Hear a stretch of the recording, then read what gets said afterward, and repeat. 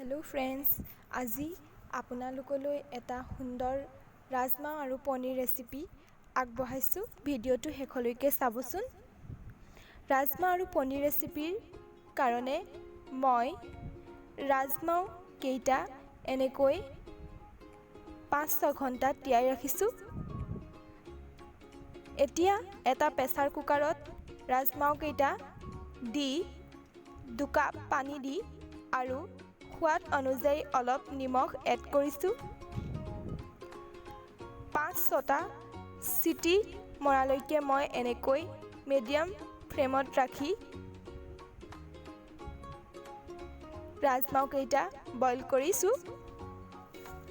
ৰাজমাহ আৰু পনীৰ ৰেচিপিৰ কাৰণে মই প্ৰয়োজন অনুসৰি 2টা পিঁয়াজ, নহৰু, আদা, কেঁচা জলকীয়া 2টা, হালধি, নিমখ, ধনিয়া পাত, চেনি, এইটো অপশ্যনেল হয়, ৰেড চিলি পাউডাৰ, গৰম মছলা, কাটি লোৱা কেইটুকুৰামান পনীৰ ডাঙৰ ডাঙৰকৈ কাটি লৈছোঁ আৰু 2টা বিলাহী এনেকৈ কাটি লৈছোঁ। মই পিঁয়াজ, নহৰু, আদা, কেঁচা জলকীয়া এই গোটেইকেইটা পেষ্ট বনাই লৈছোঁ। ঠিক তেনেকৈ কাটি লোৱা বিলাহী 2টাও এনেকৈ মিক্সিত দি পেষ্ট বনাই লৈছোঁ। এয়া দেখিছে, আদা নহৰু পেষ্ট আৰু বিলাহী পেষ্ট ৰেডি হৈ গৈছে।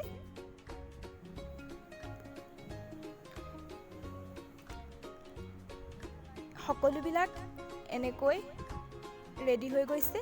এয়া চাওক, ৰাজমাহ কেইটাও বইল হৈ গৈছে। ৰাজমাহ কেইটা এনেদৰে কাঢ়ি এটা পাত্ৰত মই ৰাখি লৈছোঁ। সকলোখিনি ৰাজমাহ এনেকৈ এটা পাত্ৰত ৰাখি লৈছোঁ। এয়া চাওক, ধুনীয়াকৈ সিজিছে আৰু এনেকৈ মই পানীটো ৰাখি দিছোঁ গ্ৰেভিত দিবলৈ। এখন কেৰাহীত তেল গৰম হ'বলৈ দিছোঁ। একেবাৰে ল' ফ্লেমত ৰাখিছোঁ। তেলখিনি গৰম হোৱাৰ পাছত প্ৰথমতে মই গোটা জিৰা কেইটা দিছোঁ। তাৰপৰা হালধি, ৰেড চিলি পাউডাৰ,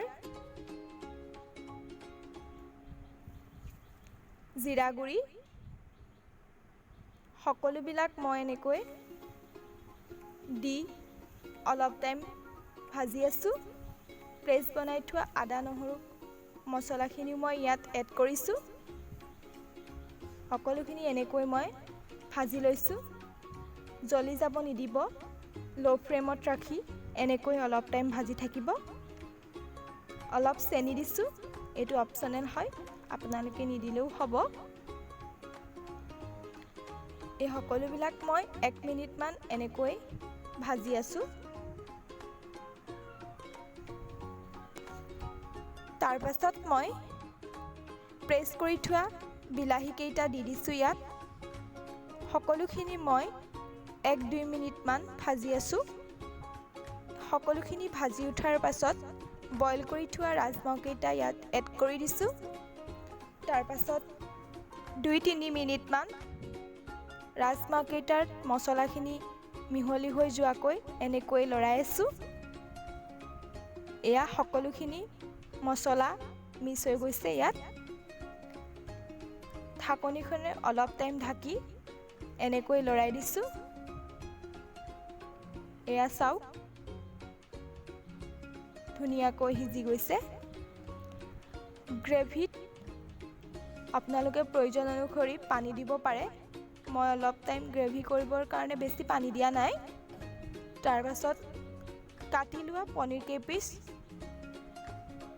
এনেকৈ এড কৰি দিছোঁ। সকলোবিলাক পনীৰ এনেকৈ মই দি দিছোঁ।